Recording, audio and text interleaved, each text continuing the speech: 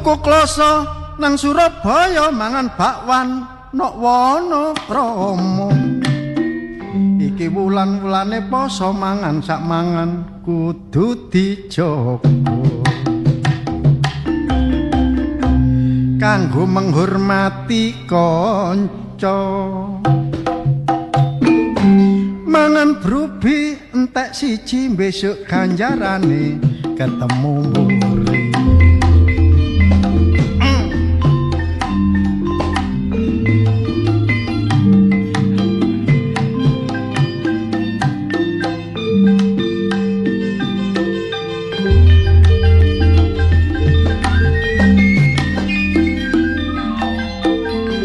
Pancen bener tolor rukun Islamiku ana 5 siji maca syahadat sing paling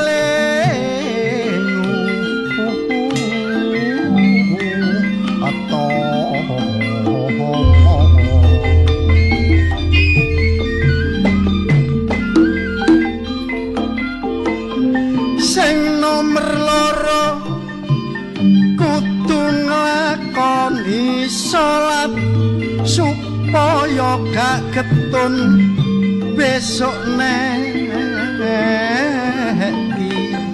ya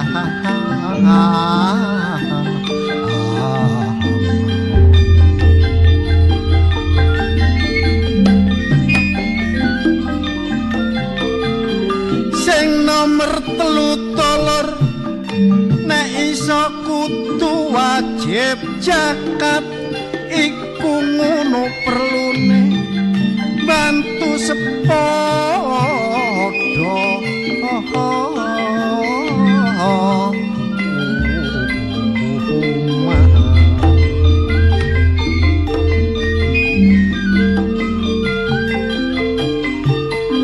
sing nomer 4 kudu nglakoni poso nek ana wulan Ramadan sing wis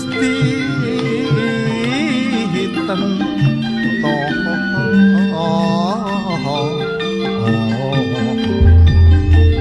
sing nomer 5 kudu lunga kaji kanggo wong sing mampu uga wis cukup ora pene aja sampi kari kanggo rangkat nang tanah kula nggih ngoten dulur melok ndedonga kapan boyo kula iso budal marana kula nyuwun marang sing kuwasa muga-muga wulan iki donga kula dikabul. Namung semanten kidungan kula mbok menawi lepat porong kerasa.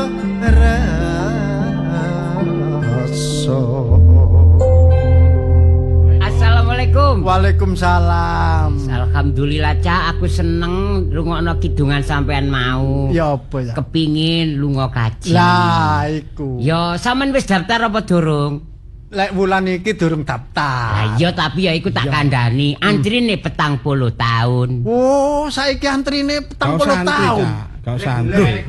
Reguler. Nek sampean sing ndek dhuwit lah iso. Iya sing plus. Iso cepet. Mulus apa sih? Iya plus. Ayo tapi kan ya mulus. Iya.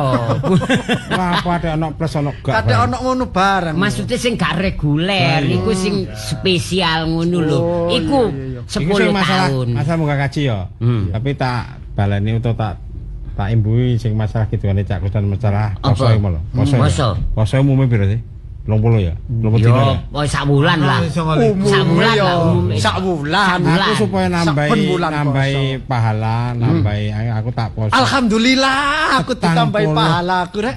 Ya aku kate poso 44 dino, cek tambah akeh Lho. pahalane. Poso iku mok 30 dina, Bil.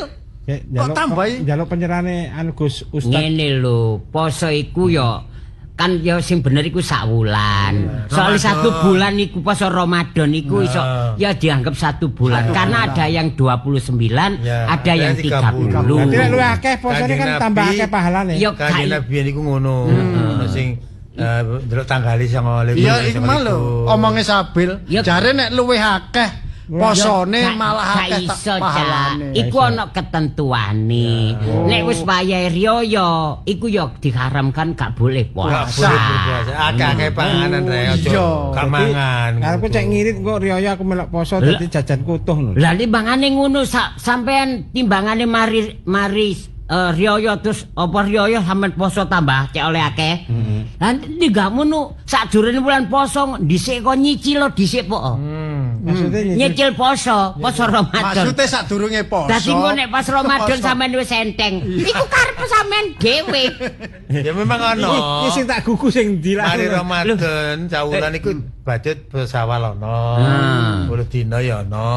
Nek wong kuwi tergantung ae. Karena poso wajib ono poso sunat. Senin Kamis iku ya poso. Poso iku latihan. Termasuk Senin Kemis, nek Senin nyenen. Nek Kemis. Aku gak melu. Ya budal dhewe. Wis pokoke aku pengen nglakoni poso iso aku topo. Topo broto. Maksudnya topo itikaf nang masjid wae dhewe. Oh. Iya, kan ngono gak boleh-boleh. Sendek ngono kok dicagak. Apa sebabe Cak Sabil gak mulih teko masjid? Iya.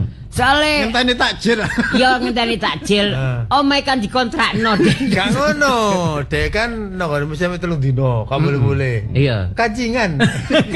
Ya, aku mau azin ya. Oh, takmir masjid. Bagian azan itu. Aku tak ngapain ikan jange biasa menjelang poso, menjelang riyo ini kan akeh apa ya tindak kejahatan sing berlaku. Oh iya kudu waspada iki. Waspada. Aku iki lho kena gendam tak kandhani. Lho, kena hipnotis. Lho apa? Seorang pendi sing kena rek? Kena seorang cak pendi. Aku poso waktu iku jam 1 awan. Aku kena hipnotis iku dijak wong aku. Oh, melok aku melok ae. Digendam. Iya. Iya, terus dijak wong mlebu rumah makan. Aku ya melok wong kena hipnotis. Iya. Mari buru makan gak kerasa muru tuku warga. Iya. Gak aku ngejak aku. Iku gak kena hipnotis iku. Kenapa? Kali aku jujur ae yo gak dihipnotis. Aku yo gak kena pengaruh wong liya. Oh, aku tangi turu awan. Muangan tek uwake. Waduh. Iya, parek aku. Mari glegeken eling aku. Lho iki lak poso. Oh, lali. Lali aku. Apa-apa. Iya. Meneh aku tak baleni maneh. Lali maneh? Iya. Oh, gak apa-apa. Iya. Ping 3 lali terus. Ya seperti pokoknya rek, mari aja menia di kegiatan. Iya. Termasuk tanggal 11 Juli 2021.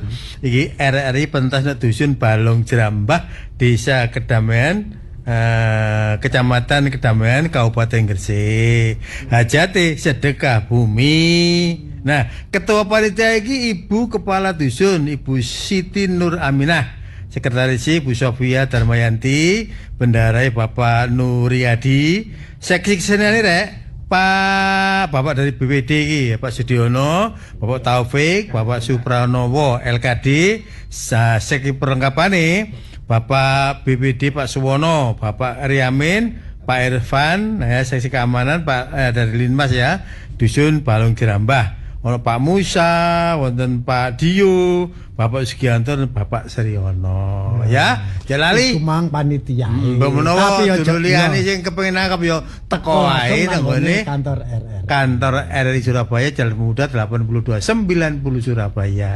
Ojo lali semboyane. Sekali di udara tetap di udara. NKRI harga mati. Perumpat RRI Suara Budaya Surabaya.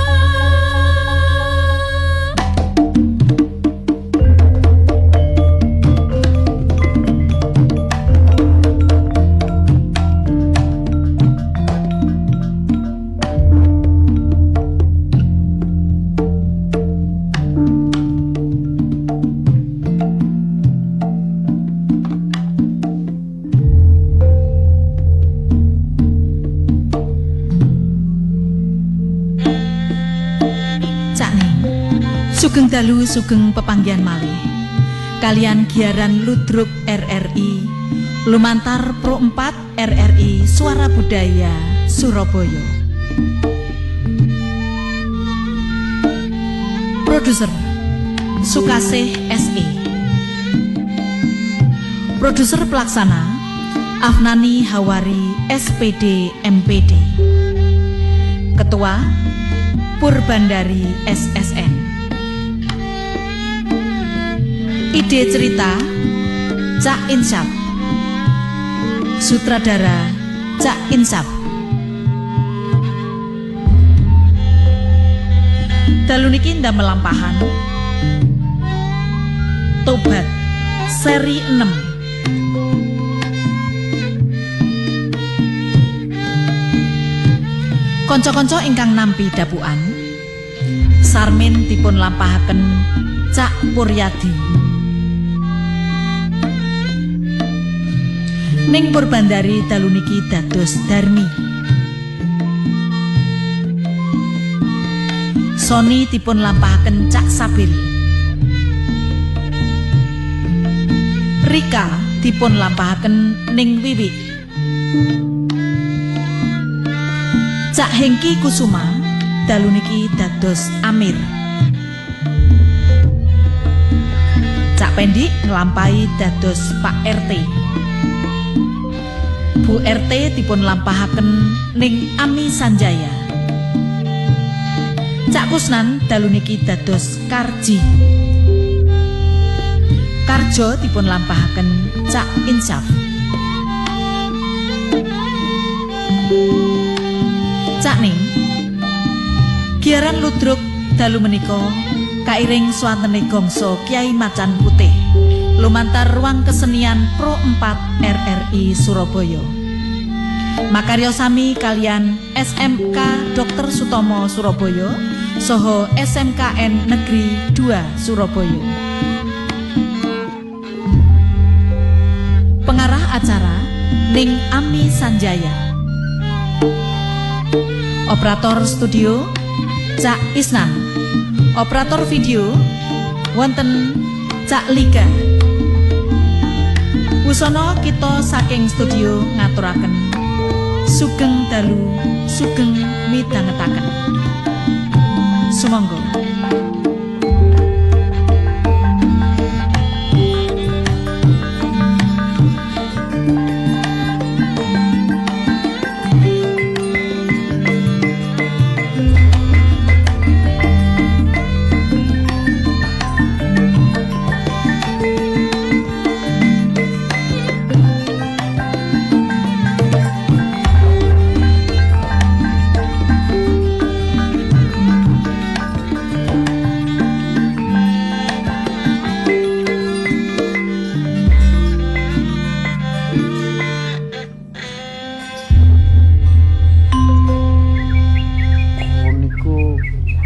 Nyambut gawe iki kan wis ana tatanane sih. Wis apa-apa mesti iri aku. Semen iku mestine awakmu sing ngedoli. Alah, wong mangkene awake dhewe iki lak jaga toko. Lah iya, Karyawane toko. Ya serabutan di sing ana kate semen bage aku, pasir bageamu. Wah, wis nek aku Eh. nek gak diatur ngono, aku mari nyekel semen terus aku nulis-nulis nek ana wong pesen cat, pesen puas. Wah, ya dijoline awakmu nang kono. Nah, aku pas Lah cetek kabeh Ya aku. gak iso. Diam. Iya apa sih, Gun? Anu ngapunten, Pak. Jeraganmu aku iki. Nggih ngapunten. Sampeyan ya ngono, mestine kan terus nek ana pegawe sik tukaran ngene iki. Olah apa sampean melok-melok iku? Blenger aku ngrungokno awakmu kere-kerean iki lha apa sih sakjane iki? Nggih gara Karjo iku. nggih karji niku. Ya apa? Ya apa? Ya apa? Karji apa? Lho kula kongon semen kula kan sembarang kula. Sing liyane ya mbake. Ya mbake nyatet tok. Karji. Nggih. Salah awakmu. Lah ya nopo sih sampeyan nyalahaken kula. Nek kula sampe ngladeni semen, mungkin nek enten tiyang tumbas cat, kula nulis. Iya. Lak campur semen kabeh. Salah konco. Bener kene. Lho nggih mboten nyalano ngoten. Niki kan ten toko niku serabutan. Endi sing ana wong tuku ya dilayani. Lu salah kon. Juragan. Iya apa? Kene disalahno, kulo disalahno. Sing bener sing endi sampean? Sama sing enak kan lho. Yo, kerjasama sing enak.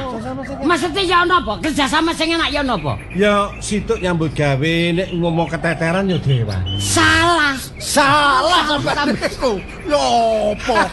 Salah. Kamu rek. Sopo salahno iku? Ya nopo?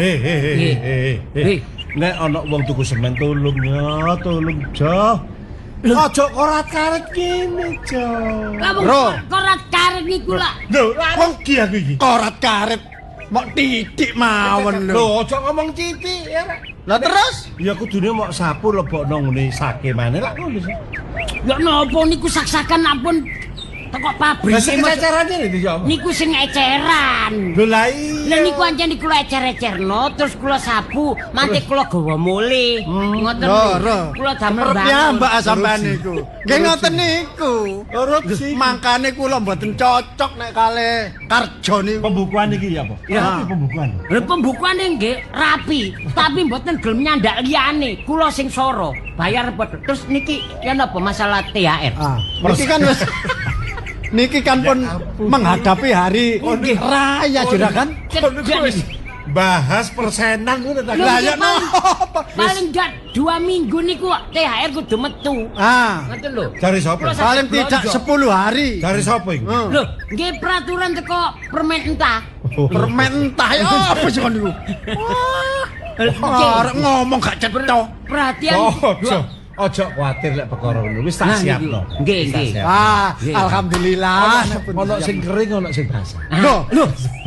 Persiapan THR kering karo basah niku adane. Kenapa kering karo basah kaya jajan pasar.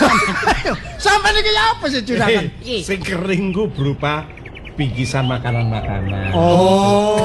Hidangan di atasnya. Sing basah Nggih. ya amplop.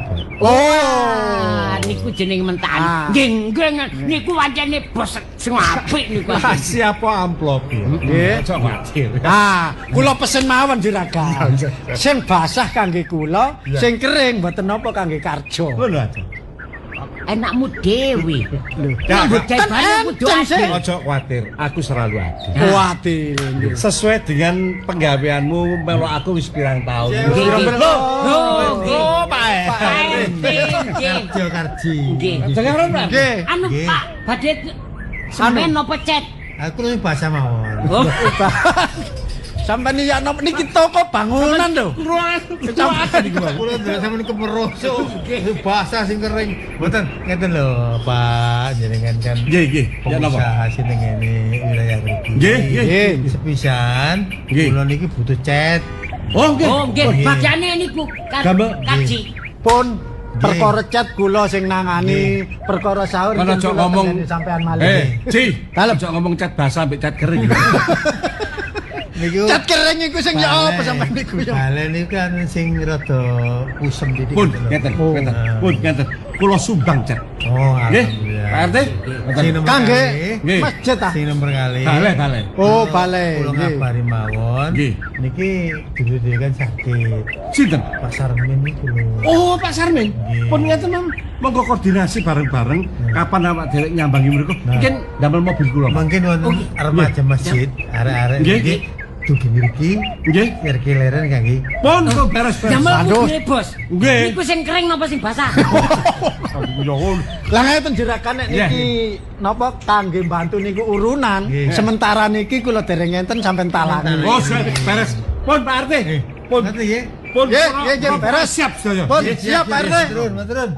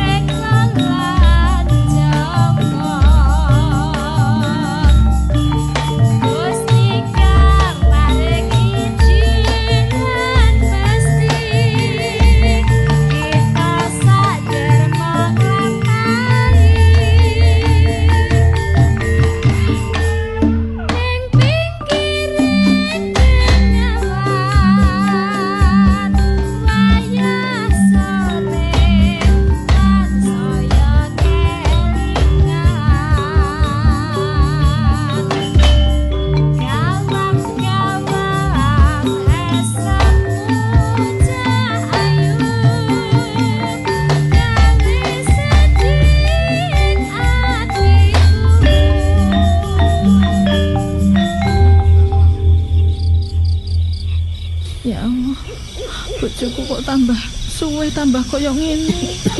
Pak, awak sampean kok puanas to, Pak? Iki mau sedina mutah-mutah ping pindho. Sampean kudu nurut. Jene abot wong loro ya abot. Yang tapi wong kabeh kaya ganjarane Gusti Allah. Ya tak tombone. Ya, Apa? Pak, sing sabar ya, Pak ya. Kaliwat sampean sing banyak berdoa ya Bu, Iya, dongakno Pak. aku ning Gak kurang-kurang nek pun ndonga, Pak. Wis sampean wis temen lho ya, wis gak usah kepikiran poso meneh, Pak. Wis gampang nek poso sing penting sampean sehat dhisik. Tapi kondisine sampean kok malah koyo ngene. Heh Pak, sakjane ngene lho Pak. Apa Pak sing mbok pikirke apa to Pak? Cerita apa Pak ambek aku Pak? Mikir anakmu ta Gak Pak? usah, aku gak iso mikir. Iki sirahku gak kena digelungguh iki sirahku. Alah Pak, sirah maksudnya digelonggo ku sirahe ngelu ngono ta Pak? Iya maksudku. Nduk sik. Bu, Aku Lho, mek iki lho bapakmu koyo ngene. bapak iki loro kok dingu kok gak waras-waras. Ya ya, Nduk, Mas sampean niki banyu di kamar kamar kompres bapak niki. Sampean niku gak prihatin blas yo Mas kok. iya delok Oh, ngene, iya, bapakmu Bapak koyo koyo ngene ngene lho Le. Bapak iku karena terlalu dimanja karo ibu. Loh, Lho ya kok dimanja-manja? lah nek lara ya perlu dimanja. Lah nek koyo Lah, justru awakmu sampean niku. sehat ngono kuwi, gak Wong usah. ngalem Bapak manja. Jare mboten semangat sembuh.